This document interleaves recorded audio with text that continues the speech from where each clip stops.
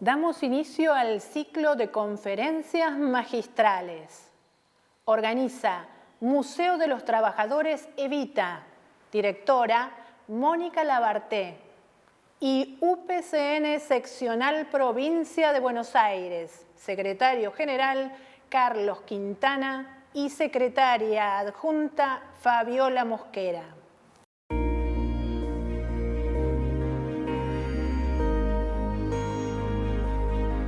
Horacio Molina Pico, capitán de navío en retiro de la Armada Argentina, egresado de la Escuela Naval Militar en 1961, especializado en hidrografía en el Instituto de Geodesia de la UBA, graduado en Estado Mayor en la Escuela de Guerra Naval, servicios en buque, bases, escuelas y estados mayores de la Armada y Conjunto, campañas hidrográficas, antárticas y de balizamiento, oficial y comandante en naves hidrográficas, funciones en el Servicio de Hidrografía Naval, comandante naval de tránsito marítimo, director de instrucción naval, retirado en 1995, fue director del Museo Naval de la Nación hasta 2010.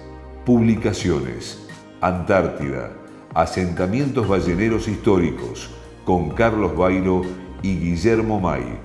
Ediciones Saguier y Urruti 2007. Agradezco la invitación a participar en este prestigioso ciclo. Hoy vamos a compartir algunas reflexiones sobre el mensaje cultural que nos brinda la cartografía. La cartografía es hoy un instrumento imprescindible de la actividad humana, presente naturalmente en la investigación y praxis geográfica, pero también en todo otro orden. Desde el gobierno hasta el hogar.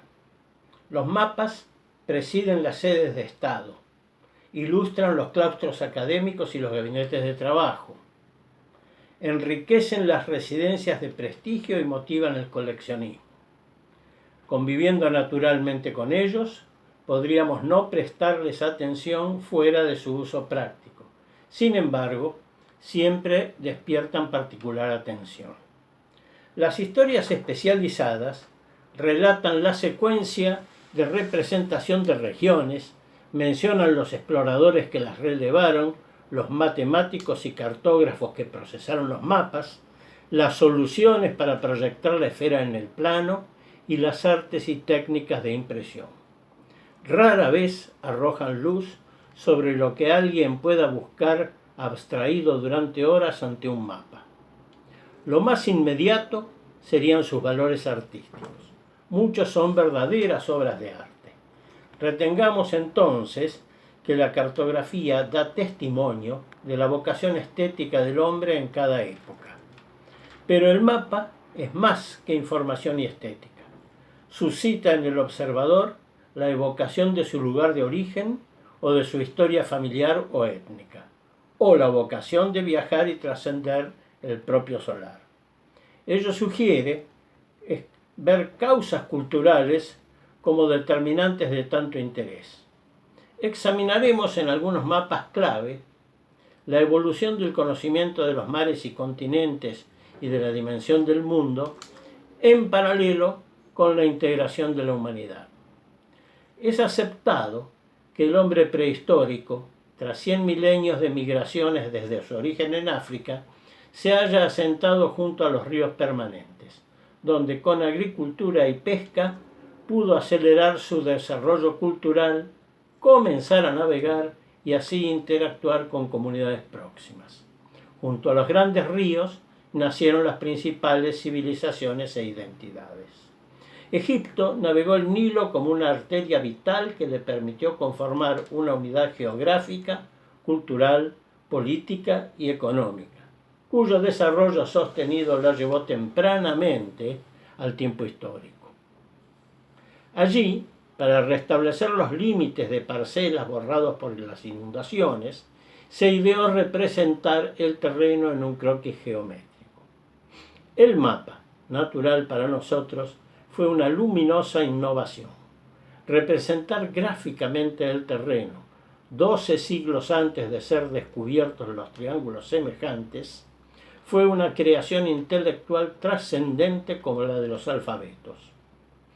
En la frontera del conocimiento e interpretado y comunicado solo por los ilustrados, el mapa alcanzó presunción de verdad inapelable, casi como las escrituras. Las sociedades antiguas ensancharon sus mundos cuando procesando metales crearon herramientas y pudieron construir naves capaces de afrontar el mar. Nuestra cultura, el Mediterráneo. Grecia, optimizando la navegación, dominó el Egeo, logró la supremacía política y comercial y comenzó a ampliar su espacio proyectando su civilización. Fue necesario un mapa general. El mapa de Hecateo de Mileto, en torno al 500 a.C., expresa el concepto predominante del mundo conocido por Occidente, que perduraría, no sin disidencias, por 5 siglos. Muestra el Mediterráneo, Europa y el Oriente Medio claramente delineados, Asia y África apenas insinuados y el mar Caspio como un golfo. Todo dentro de un círculo perfecto centrado en Delfos y rodeado por el océano. ¿Por qué ese mapa fue así? Su estructura y contenido revelan condicionantes filosóficos y fácticos que determinaban al cartógrafo. Consideraremos los más evidentes. No existía una lógica formal que guiara el razonamiento, tampoco la teoría del conocimiento, el método científico o el razonamiento matemático deductivo. Entre criterios de verdad arbitrarios primaba el argumento de autoridad, que suponía sujeción a las fuentes consagradas. Estrabón afirmaba la excelencia del conocimiento geográfico de Homero por sobre todo predecesor o sucesor. El poeta del mito, suprema fuente de la geografía. Más tarde ocurrió con la Biblia, Ptolomeo o el Corán. La concepción filosófica dominante, sintetizada por Platón, suponía que el mundo de lo sensible copiara el de las ideas.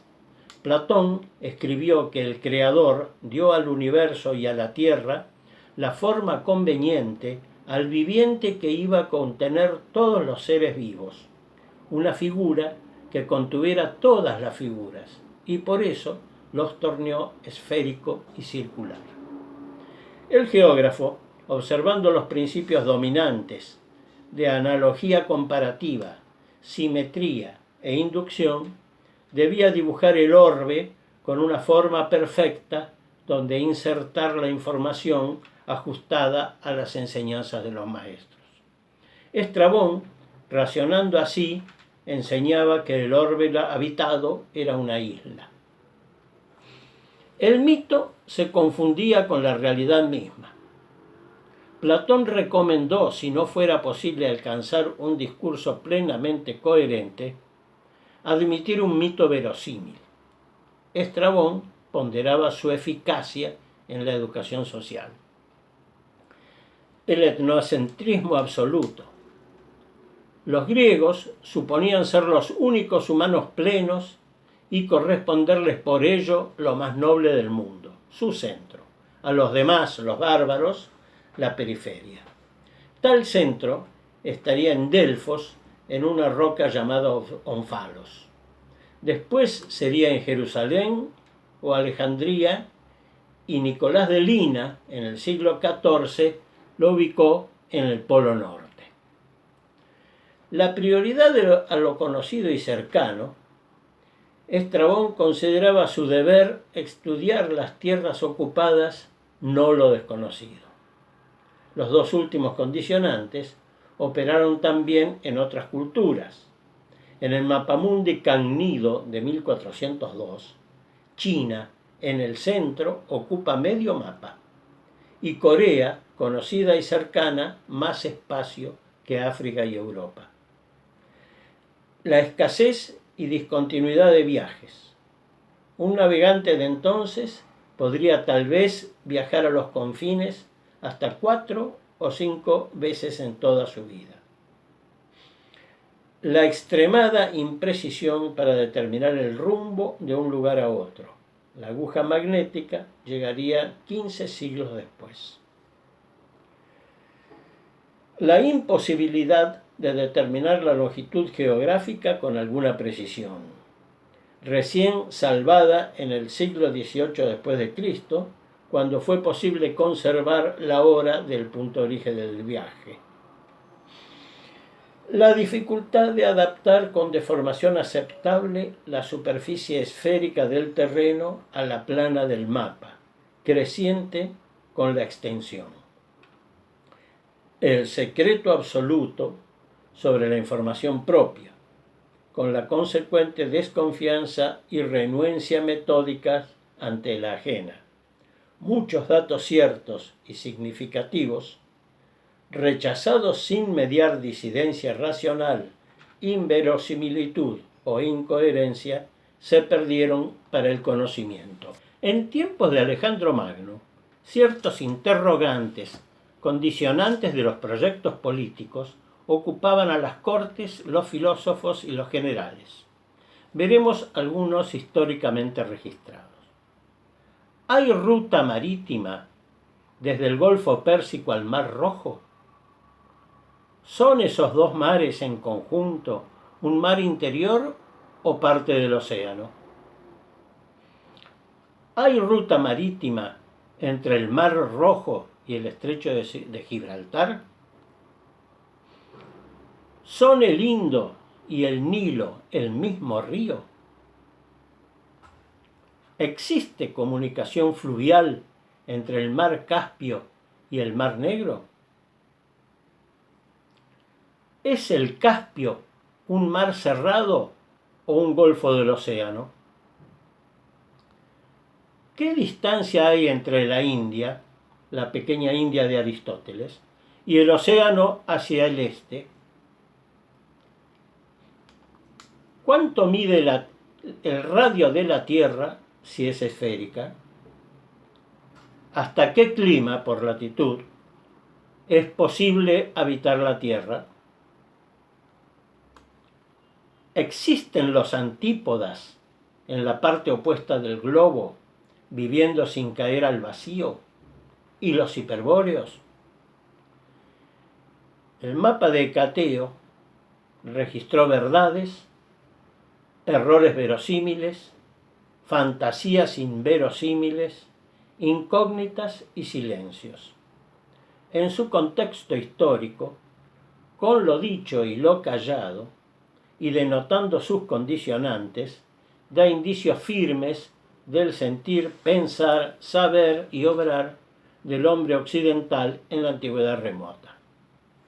Resolver aquellos interrogantes era prescindible para vivir en civilización y probablemente no hayan alcanzado la conciencia cultural, pero necesario para avanzar hacia la integración mundial, como era la voluntad de Alejandro, que contemporáneamente con sus campañas promovió navegaciones, exploraciones y misiones diplomáticas, logrando muchas respuestas, aunque algunas significativas fueron rechazadas por la opinión dominante, retardando por siglos el conocimiento. En el siglo IV a.C., comenzó un ciclo iterativo de navegar, conocer nuevas regiones y pueblos, intercambiar comercio, cultura y conocimiento, y motivar navegaciones y exploraciones más allá, iniciando un movimiento duradero hacia la integración apoyado por la talasocracia, que sería base de la estabilidad de los posteriores imperios romano y bizantino. Llegado el siglo II después de Cristo, los marinos de Occidente habían ya navegado todo el Mediterráneo y el Mar Negro, circunnavegado África, recorrido las costas atlánticas hasta Guinea por el sur e Islandia por el norte, descubierto el Báltico, navegado el Nilo, el Indo y el Senegal, y alcanzado Ceilán, Sumatra y Java, y más allá puertos incógnitos como Catigara, sobrepasando largamente los límites del mapa de Hecateo. La esfericidad terrestre era conocida desde 5 siglos antes, y Eratóstenes había calculado el radio con error del 1%, también Posidonio con el 30% en defecto, pero siendo el filósofo de más autoridad, su medida fue tenida por cierto, condicionando el saber y las decisiones políticas. Los geógrafos habían reunido las posiciones de 8.000 localidades expresadas en distancias en los sentidos del lado y la longitud de un rectángulo preconcebido como orbe ocupado. Con ellas, Claudio Ptolomeo, bibliotecario de Alejandría, produjo su geografía con un mapamundi y unos 30 mapas regionales. No se conserva el atlas, pero recuperado el texto en el siglo XV, fue dibujado un mapamundi siguiendo puntualmente las prescripciones de Ptolomeo. Europa, el Mediterráneo y Asia Menor se aproximan a su verdadera forma. En cambio, África y Asia, interrumpidas por los límites del mapa, presentan gruesos errores de forma y tamaño. Ptolomeo distribuyó las posiciones establecidas por distancias en el terreno sobre una esfera disminuida, no tanto como lo propuso Posidonio, pero con un valor del grado tal que las distancias representadas ocuparon en el mapa una cantidad de grados 10,5 mayor que la correcta, 10,5%. Además, Ptolomeo encuadró a priori el orbe habitado en una calota de 180 grados en longitud por 90 en latitud, del 25 sur al 65 norte. Así, Europa, exactamente medida por las distancias de las vías romanas, recibió en el mapa un espacio excesivo en grados y mayor proporción del orbe. La India sufrió esa misma distorsión, agravada por haber aceptado distancias muy exageradas por los viajeros. Sin espacio para completar el mapa de lo conocido, acercó y redujo drásticamente las regiones del extremo oriente. En el caso más notorio, desechó adoptar una distancia compatible con los incontables días de navegación desde Sabai necesarios según los navegantes para alcanzar Katigara, y trazó como un breve golfo, llamado paradójicamente Seno Magno, lo que debió ser una cuenca oceánica. Además, para equilibrar las masas continentales del norte, dibujó al sur del Índico una tierra incógnita, unida por el oeste a África y por el este a la costa del Seno Magno, cerrando aquel océano que, por analogía comparativa, recibió forma similar al Mediterráneo. Se escribió que Ptolomeo pensara que la parte de la tierra opuesta al orbe fuera inhabitable, pero como no podría ignorar la gravedad terrestre ya estudiada por Aristóteles, más parece que haya restringido el orbe a un rectángulo ubicable en la porción presuntamente superior del mundo para ser creído por un vulgo renuente a aceptar antípodas viviendo cabeza abajo en la parte inferior. Ptolomeo, neoplatónico, construyó un mito verosímil con formas perfectas, simetría y analogía. Pese a sus trascendentes errores, la geografía produjo un sustantivo avance en el conocimiento occidental insuperado durante 14 siglos. Mientras los alejandrinos buscaban perfeccionar el conocimiento científico geográfico, Roma produjo piezas utilitarias aplicables al tránsito militar y comercio. Croquis trazados axialmente sobre las vías imperiales como las actuales hojas de ruta, recogidos en la llamada tábula peutingeriana, y algunos mapas de uso general, ampliando y actualizando solo en lo necesario, con información árabe e india, el concepto de hecateo. Ambas vertientes dan testimonio comparativo de los pensamientos griego y romano. Caído el Imperio Romano, la navegación, los viajes y el comercio occidentales se retrajeron a poco más que el Mediterráneo y los imperios bizantino y carolingio. La geografía y la tabla peutingeriana, como muchos clásicos, desaparecieron de Occidente y fueron olvidados. El conocimiento geográfico medieval quedó limitado al resto de una cadena de resúmenes del antiguo a través de Plinio y Solino, penosamente conservados en monasterios con mínimos aportes nuevos. El concepto vulgar retrocedió al decateo, poco enriquecido y complicado con elementos imaginarios. El paradigma fue el mapamundi de Hereford, confeccionado no para uso de viajeros o mercaderes, sino como ícono para la catedral, circular, centrado en Jerusalén, con el paraíso terrenal en el extremo oeste, con profusa ilustración simbólica religiosa, humanística y de geografía humana, y algunas figuras míticas. Ignoraba, sin negarla, la esfericidad y otras precisiones conocidas solo por ilustrados. Brindó al hombre común y letrado, que pasaría su vida dentro de una jornada de camino desde su lugar de nacimiento, un mensaje visual cercano a sus inquietudes religiosas e intelectuales.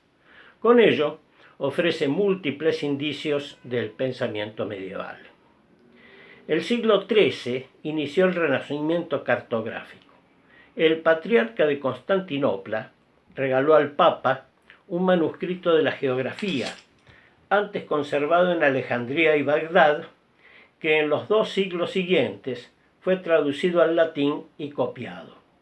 En tanto, los viajes de Pierre Campino, Rubruk, Marco Polo e Ibn Battuta aportaron numerosas noticias de regiones, pueblos y mares de Oriente. Con ello, Abraham Cresques, hacia 1375, elaboró el llamado mapa catalán. Rechazó las formas preconcebidas, eliminó las conjeturales terra incógnita y costa este del Seno Magno y la faja no explorada al sur de la latitud 25 norte. Incorporó al este de la India la imprecisa China de Marco Polo y mejoró el trazado de las costas.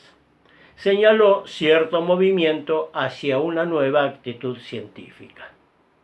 Llegado el siglo XV, Enrique el Navegante, buscando salvar por mar los exiguos recursos territoriales de Portugal, constituyó la llamada Escuela de Sagres, que creó y difundió técnicas e instrumentos náuticos, diseños y normas de construcción naval y un fondo cartográfico, impulsando sobrepasar el límite ancestral de la navegación del Cabo Bojador. La recuperada conciencia geográfica suscitó el incentivo intelectual para retomar contacto con pueblos conocidos en la antigüedad.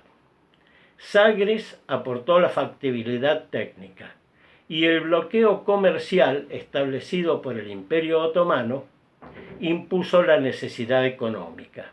Así, Occidente, con Portugal primero, volvió a ensanchar su espacio por la navegación, trayendo a la certidumbre pueblos y regiones que estaban en el mito, la conjetura o el secreto. En 1419 alcanzó Madeira, después las Azores, el Cabo Bojador, el Cabo Verde y en 1487 dobló el Cabo de Buena Esperanza y, verificando la inexistencia de una unión entre África y Asia por el sur, canceló el concepto geográfico de Ptolomeo.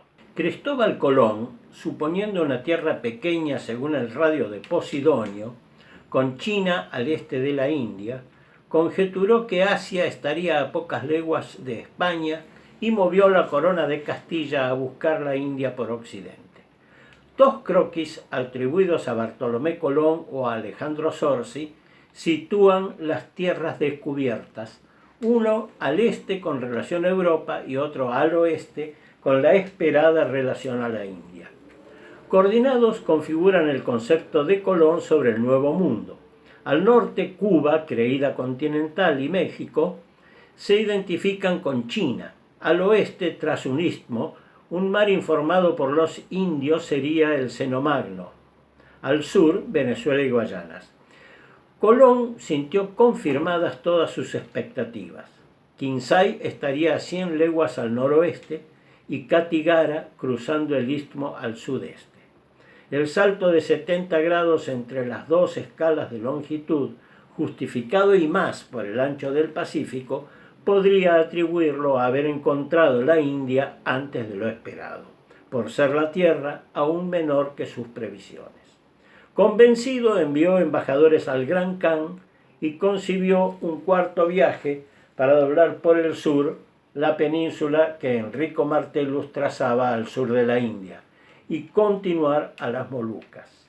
Américo Vespucio recorrió extensamente las costas atlánticas americanas y observando, se le atribuye, los caudales de los ríos, supuestos proporcionales a las extensiones de sus cuencas, trazó con líneas rectas tentativas las costas conjeturales de un nuevo continente hacia otro mar.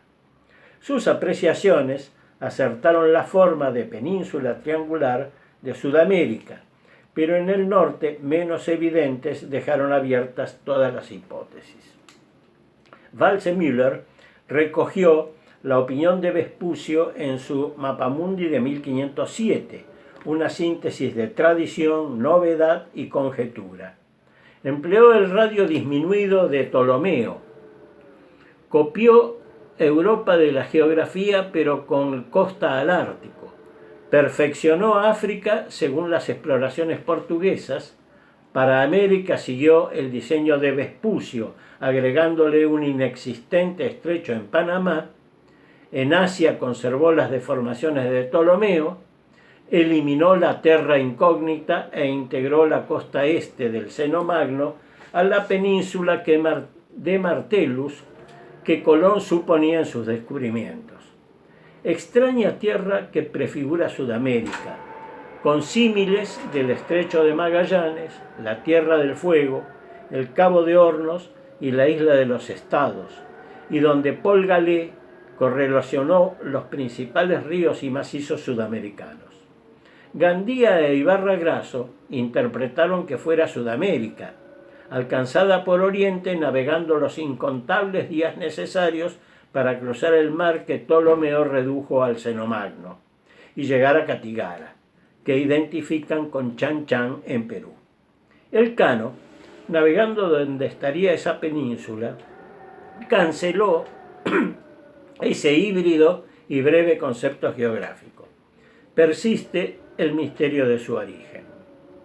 El aporte inmediato de Magallanes y Elcano al conocimiento geográfico fue probar la existencia del paso interoceánico, muy poco practicado en el primer siglo de conocido.